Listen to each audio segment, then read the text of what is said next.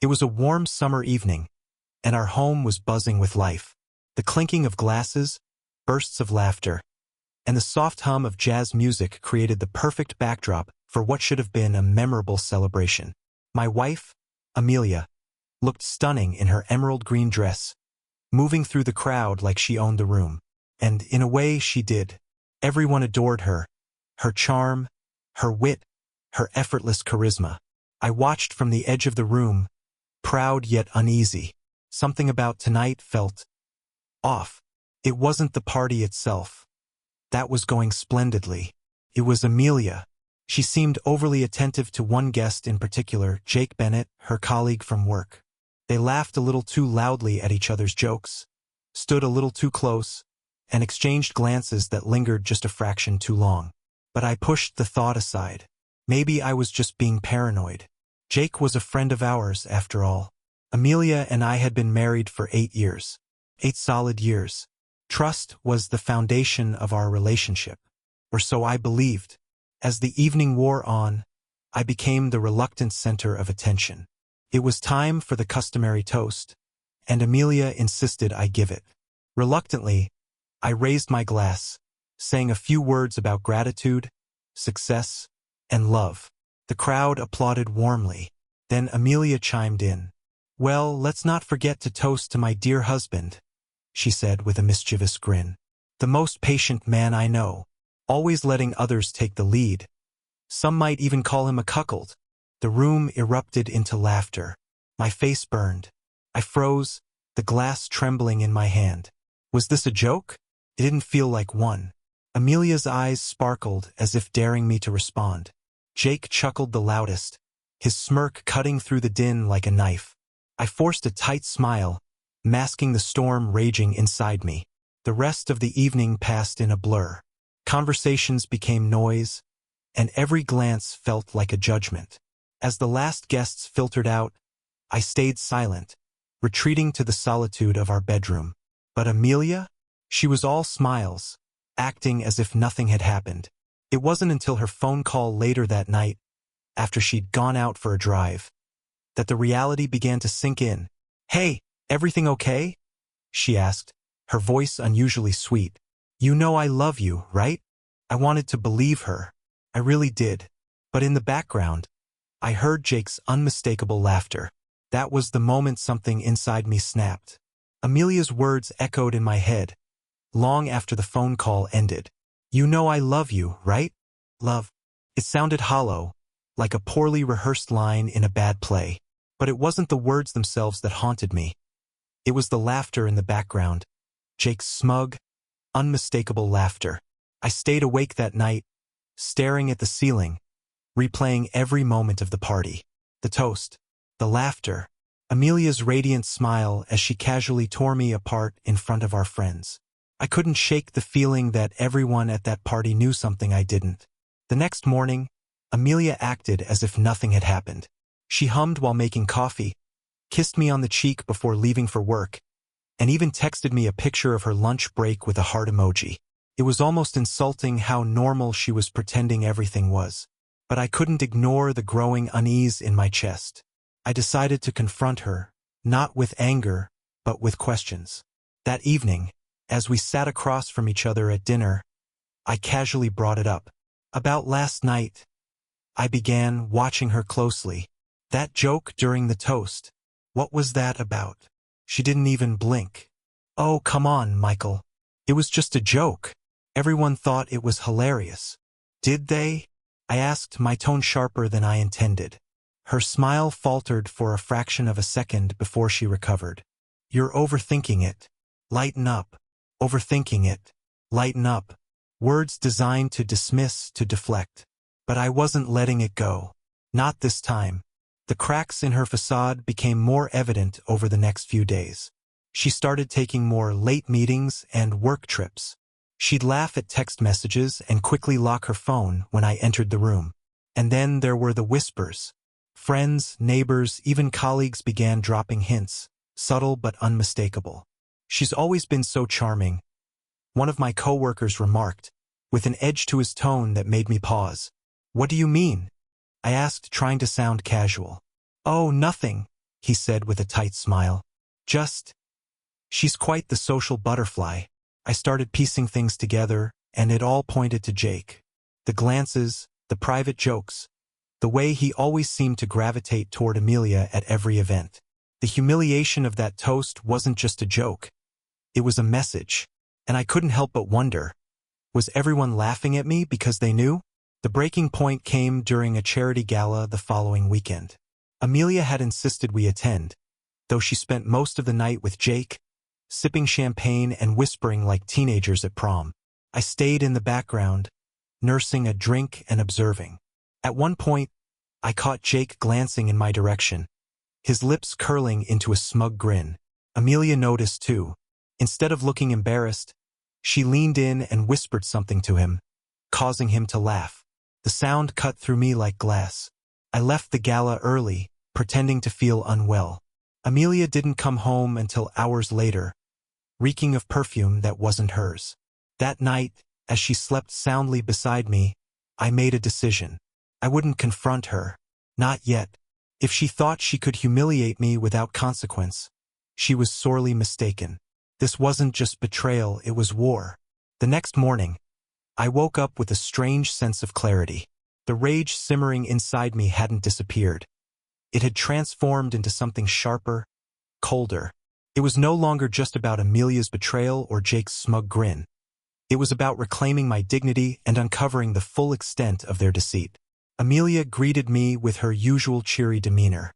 "Good morning, sweetheart," she said, placing a steaming cup of coffee in front of me. Her smile was almost too perfect, too calculated. I watched her carefully, searching for any cracks in the mask. "Morning," I replied evenly, sipping the coffee and pretending everything was normal. As she chatted about her plans for the day, I found myself noticing things I hadn't before. The way she avoided eye contact when she mentioned work, the slight hesitation in her voice when I asked about her schedule. The lies were there, hidden beneath her polished exterior, waiting to be unraveled. After she left, I made my first move. Logging into our shared bank account, I combed through the transactions. Most seemed ordinary: groceries, utility bills, shopping trips. But one caught my attention. A hotel charge from the night of the gala. It wasn't for the venue where the event had been held. I stared at the screen, my pulse quickening. A mistake? No. Amelia wasn't careless enough to leave a paper trail unless she thought I'd never look. Next, I turned to her phone. While she showered that evening, I managed to access it. She had always been protective of her privacy, but a part of me had hoped I wouldn't find anything incriminating. Unfortunately, hope was a luxury I could no longer afford. The messages were there, plain as day. Flirty, suggestive texts from Jake, accompanied by photos of them together at bars, restaurants, even the hotel from the gala night. My stomach churned as I scrolled through their conversations. Jake's arrogance oozed from every word, and Amelia's reciprocation was a dagger to my chest. One message stood out. "Jake, last night was amazing. Can't wait for our next meeting." I clenched my fists, the phone trembling in my hand. Over the next few days, I played the part of the oblivious husband, careful not to give away my discovery. But behind the facade, I was meticulously gathering evidence. I hired a private investigator, someone discreet and highly recommended. His name was Daniel, and he had a reputation for uncovering secrets people wanted to keep buried. Daniel worked quickly, providing me with photos, timestamps, and more details than I could stomach. The affair wasn't a one-time fling. It had been going on for months, right under my nose. They'd used work trips as cover, sneaked around during lunch breaks, and even met at our home while I was away on business. The humiliation I'd felt at the party paled in comparison to the fury boiling inside me now. I wasn't just angry at Amelia and Jake. I was furious with myself for trusting her, for letting this happen. One night, as I sat alone in my office, I spread out the evidence on my desk. Photos of them laughing together, hotel receipts, text message screenshots. It was all there, the undeniable truth of her betrayal. But exposing them wasn't enough. I wanted them to feel the same pain, the same humiliation they had inflicted on me. By the end of the week, I had a plan. It wouldn't be quick or easy, but it would be worth it. I would make sure Amelia and Jake regretted every decision that led them to this point. This wasn't just about revenge anymore, it was about justice. Revenge is a delicate art. It requires patience, precision, and an understanding of your enemy's weaknesses. Amelia and Jake had handed me all the tools I needed. Now it was time to use them.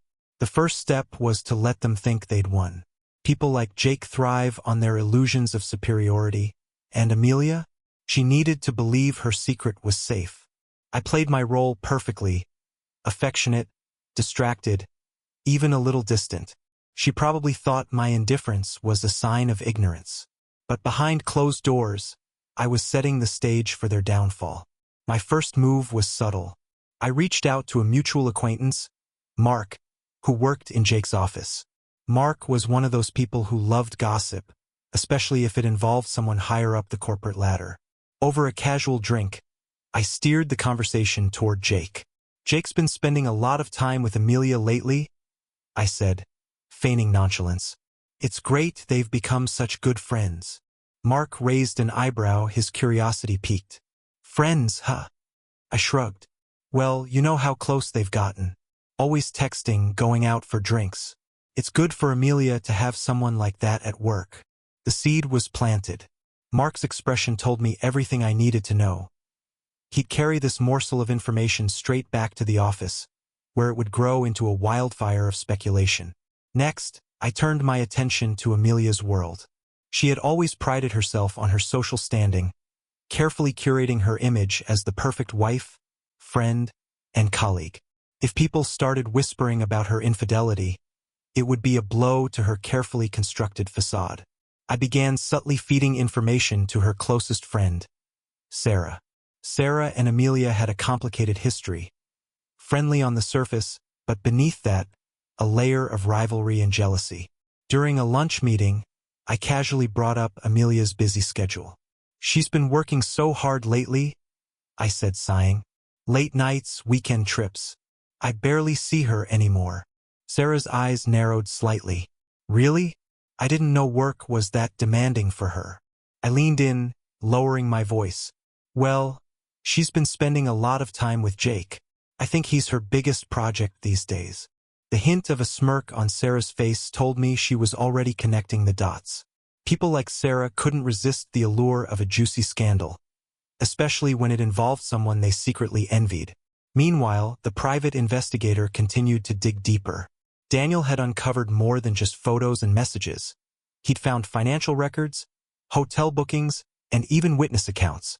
The evidence was overwhelming, a damning portfolio that would destroy their reputations if made public. But I wasn't ready to strike yet. This was just the beginning. I decided to test Amelia's loyalty one last time. One evening, over dinner, I brought up a trip I was planning for work. "I'll be out of town next weekend," I said casually. "Thought I'd give you some time to relax." Her reaction was telling. A flicker of excitement crossed her face before she quickly masked it with a polite smile. "That's great, honey," she said, a little too enthusiastically. I smiled back, pretending not to notice. "Maybe you could invite Sarah over. It's been a while since you two caught up." "Oh, I'll see," she replied, already distracted. That weekend, as I left for my trip, Daniel was stationed outside our home. Amelia didn't waste any time. Within hours of my departure, Jake's car pulled into our driveway. They thought they were safe. They were wrong. As I sat in a nearby hotel room, reviewing the live footage Daniel had sent me, I felt a strange mix of emotions. Anger, yes, but also satisfaction. The trap was set and they had walked right into it. This wasn't just about catching them in the act. It was about building a moment they would never forget. Revenge, I realized, is rarely a solo act.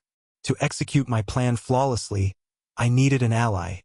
Someone who shared my disdain for deceit. Someone who could play their part without hesitation. Sarah was the perfect candidate. Sarah's relationship with Amelia had always been laced with subtle competition. They were the kind of friends who complimented each other's dresses while secretly hoping to outshine one another. Amelia's affair with Jake was the thread that would unravel their fragile friendship, and I was ready to tug at it. I called Sarah under the guise of seeking advice. "I need someone to talk to," I said, my voice heavy with faux vulnerability. "Of course, Michael," she replied, intrigued. "What's going on?" We met at a quiet cafe, where I carefully crafted the narrative. I spoke about Amelia's distance, her late nights, the whispers at parties. I didn't accuse her outright. Instead, I let Sarah piece the puzzle together herself. "You're saying she's?" Sarah hesitated, her voice trailing off. I sighed, feigning reluctance. "I don't want to believe it, Sarah, but there's so much that doesn't add up. And then there's Jake." Her eyes widened. "Jake? Are you serious?" I nodded. "I've seen things, messages, receipts. I even hired someone to confirm it." Sarah leaned back in her chair, her expression a mix of shock and vindication. I knew something was off. She's been acting so smug lately, like she's untouchable. That was exactly the reaction I was hoping for. Sarah wasn't just intrigued. She was invested. "I need your help," I said, leaning in. "Amelia trusts you. She won't see it coming if you're involved." Sarah smirked. "What do you have in mind?" Over the next few days, Sarah became my eyes and ears. She invited Amelia out for drinks, probing her with subtle questions. Amelia, unaware of Sarah's involvement, let her guard down. Sarah reported back every detail: Jake's flirty texts, their plans for a weekend getaway, even Amelia's growing confidence that she'd never be caught. Meanwhile, I used Sarah's information to orchestrate my next move. With Daniel's help, I created a detailed dossier of their affair. Photos, messages, timestamps. It was all there, a devastating collection of evidence that left no room for doubt. The timing had to be perfect. I planned to unveil everything at the upcoming charity auction, an event Amelia and I had attended together every year. It was a high-profile affair, filled with influential people from her social and professional circles.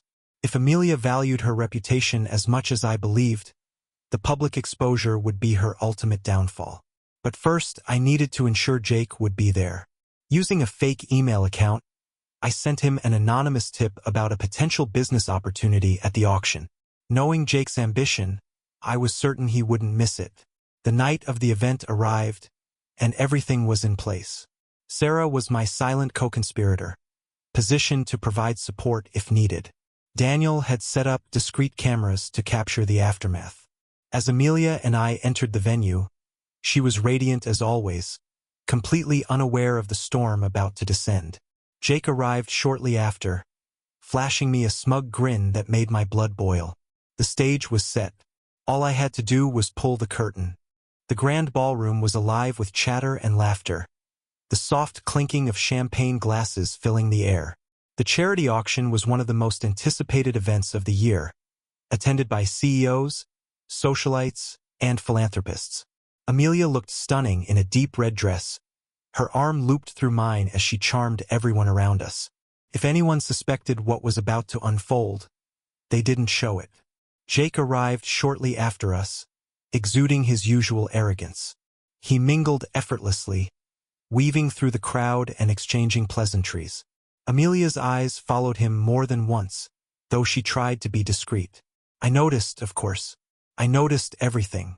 The auction began, with items ranging from luxury vacations to rare art pieces being presented on stage.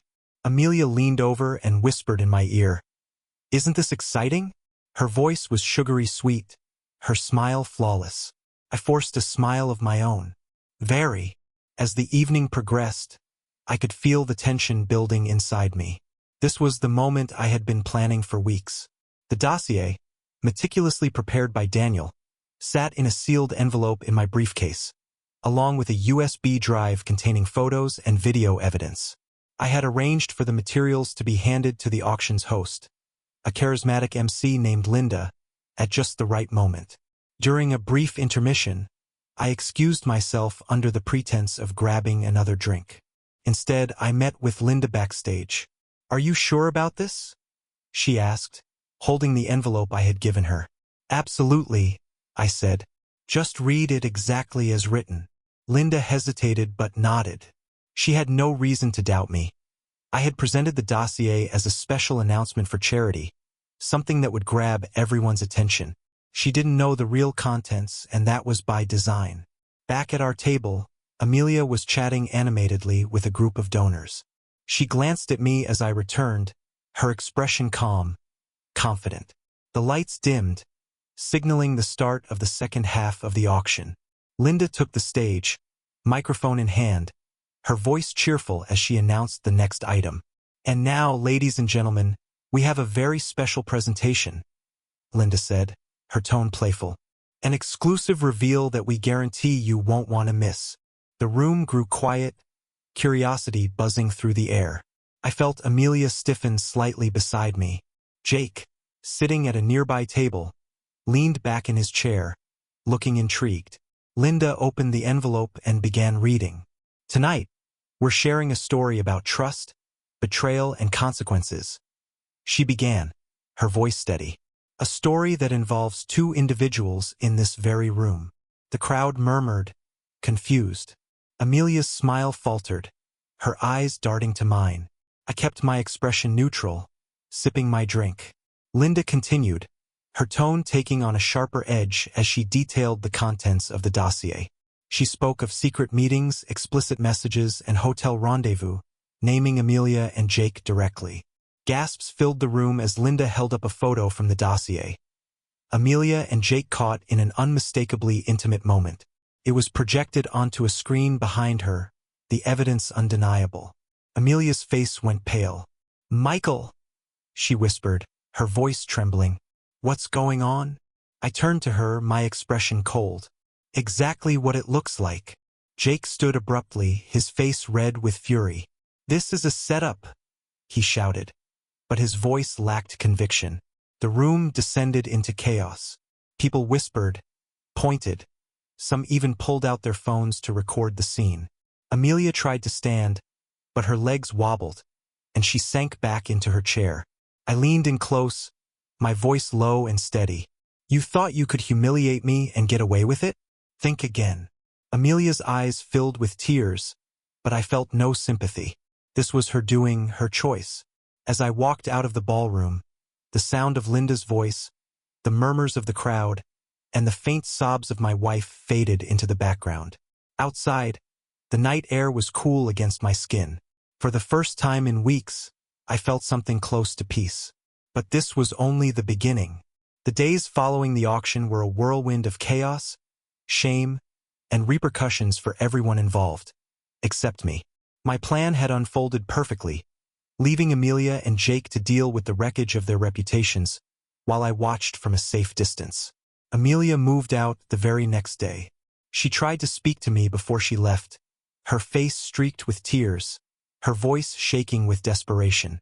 "Michael, please," she begged, standing in the doorway with a suitcase in her hand. "I made a mistake, but I love you. Can't we fix this?" I stared at her, my expression unreadable. "You didn't just make a mistake, Amelia.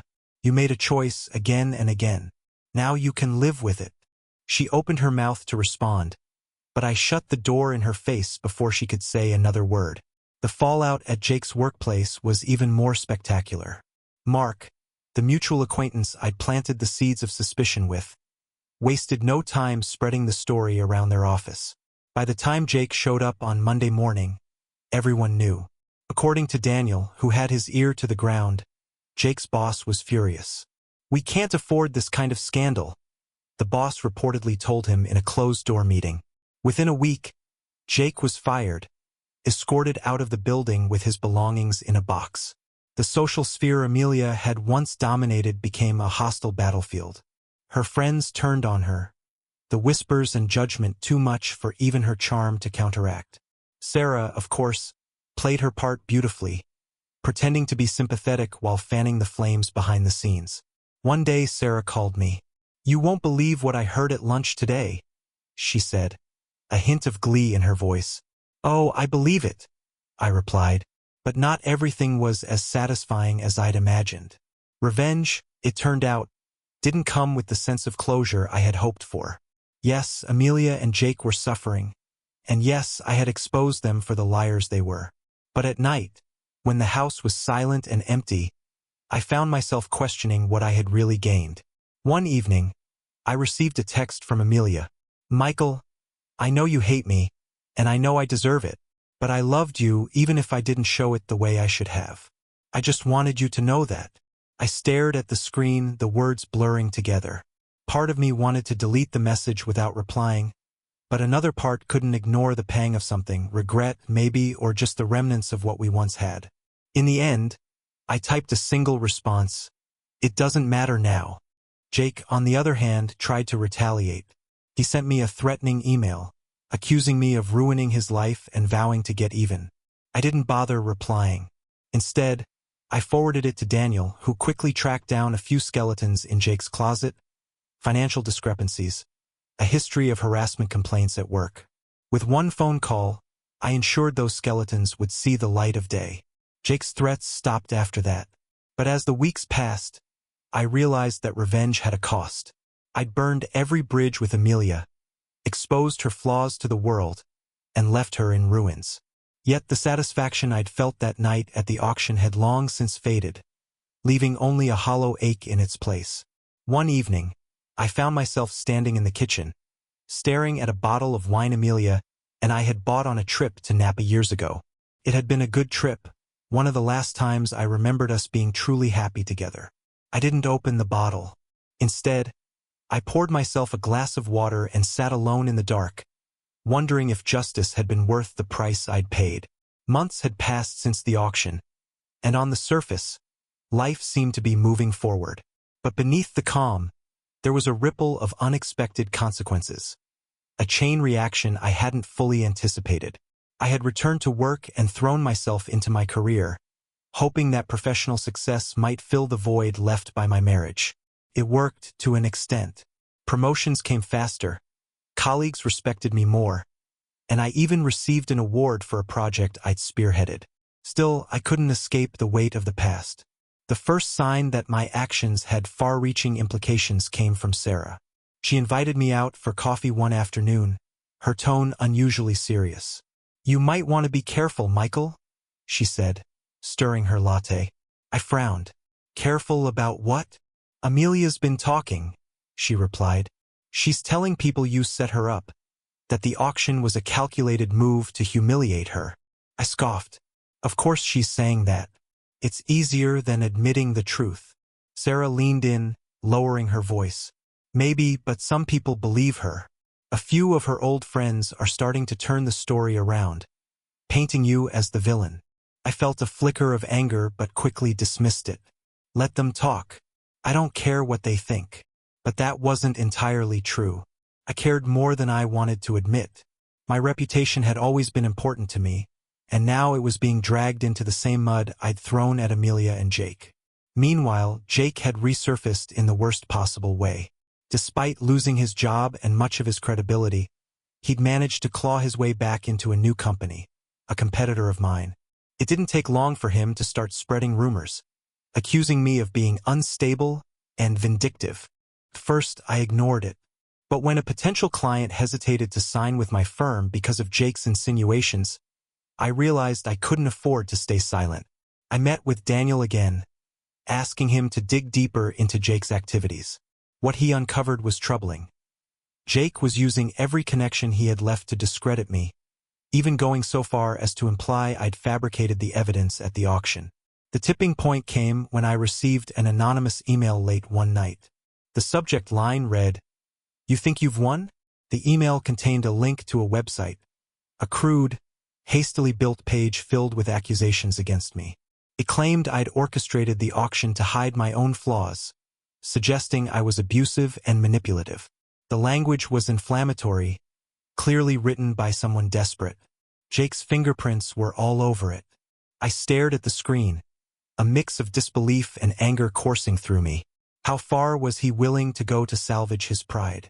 The next day, I called Daniel. "Take him down," I said, my voice cold and firm. Daniel hesitated. "Michael, you've already won. Do you really want to keep this going?" I paused, the question lingering in the air. Did I? Was this endless cycle of retaliation worth it? In the end, I decided to confront Jake directly. I showed up at his new office unannounced, catching him off guard as he left a meeting. "What the hell do you want?" he snarled, his eyes narrowing. "To end this," I replied. "You've already lost, Jake. Let it go." He smirked, but there was no confidence behind it. "You think you're better than me? You're just as petty and vindictive as I am." "Maybe," I admitted, "but I'm done playing your game." "Are you?" Jake didn't answer, but the look in his eyes told me he wasn't. I walked away, knowing the battle wasn't over. Not yet. That night, I sat alone in my living room, replaying the events of the past few months in my mind. For every victory I'd achieved, there was a cost. My reputation, my peace of mind, my ability to trust, all of it had been collateral damage in my quest for revenge. I had won the war against Amelia and Jake, but at what price? The cost of revenge hit me harder than I expected. My victory was hollow, like a fire that had burned too brightly and left only ashes behind. Amelia had moved to another city, cutting off all ties with our old social circle. Jake had gone quiet, likely licking his wounds after our confrontation. But their absence didn't bring me peace. Instead, it left a void, a silence filled with questions I couldn't ignore. People started treating me differently. Some respected me more, admiring my boldness in exposing the truth. Others avoided me, whispering behind my back about how far I'd gone to settle a personal score. Even Sarah, my most loyal ally, began to pull away. "You've changed, Michael," she said one evening, after I'd pressed her for information about Amelia's whereabouts. "This isn't about justice anymore. It's about control." Her words stayed with me, lingering like an unwelcome guest. Was she right? Had I become so consumed by revenge that I'd lost sight of who I was? At work, I found myself avoiding my colleagues, unsure of who to trust. Jake's rumors had left a stain I couldn't erase, and no amount of success seemed to wash it away. One night, I found myself standing in front of the mirror, staring at the man I'd become. My reflection was a stranger, cold, calculating, and utterly alone. The realization was brutal. I had won, but in the process, I had destroyed not only my enemies but also a part of myself. It took time. More time than I cared to admit, but I finally began to understand what had been missing all along. The one thing I hadn't accounted for in my pursuit of vengeance was the loss of my own humanity. I started making small changes. I reached out to old friends I had pushed away during the chaos, not expecting forgiveness but hoping for some sense of reconnection. To my surprise, some of them were still willing to talk, to hear me out. I even sent Amelia a message, something I never thought I'd do. It wasn't an apology, but a simple truth. "I hope you find peace, whatever that looks like for you." She didn't respond, and that was okay. I wasn't doing it for her. I was doing it for me. At work, I stopped being so guarded. I apologized to a few colleagues who had been caught in the crossfire of my conflict with Jake, acknowledging that I had let personal issues bleed into professional ones. It wasn't easy, but it felt right. The most surprising change came from Sarah. After weeks of silence, she invited me out for dinner. She didn't offer a grand apology, but there was a softness in her voice that hadn't been there before. "You were right about one thing," she said, sipping her wine. "You needed to do something, but I think you've learned that revenge doesn't fill the hole. It just digs it deeper." I smiled, a rare, genuine smile. "I think I'm finally starting to get it." For the first time in months, I felt like I was moving toward something better, something that wasn't built on resentment. Maybe redemption wasn't impossible after all. As time went on, the pieces of my life began to fall back into place. The bitterness that had once consumed me began to fade, replaced by a quiet resolve. The lessons I had learned about trust, about betrayal, about myself weren't easily forgotten. But there was one final truth I had to face. One afternoon, as I sat alone in my apartment, I realized that revenge had been an escape. It had been a way to avoid confronting the deeper pain of losing Amelia, of accepting that our love was irreparably broken. In the end, it wasn't about winning or losing. It was about healing, about letting go of the anger, the need for control, and accepting the things I couldn't change. I looked around my apartment, once filled with memories of a life I thought I wanted. Now it was just a space, empty like the future that awaited me. But that emptiness didn't feel as suffocating anymore. Maybe redemption wasn't about fixing everything. Maybe it was just about finding peace within the chaos. The phone buzzed on the table, and I saw it was a message from Sarah. "I've been thinking, maybe we should try that trip we talked about a year ago. A fresh start." I stared at the message for a moment, then put the phone down. I didn't have the answers, but I knew this. The journey ahead was mine to make, and for the first time in a long while, I was ready to take it. The hardest battles we fight are often the ones against ourselves. In the quest for revenge, we often lose more than we gain. What do you think? Could you ever let go of anger and start over? Or would the past always hold you back? Share your thoughts below, and don't forget to subscribe for more stories that make you think.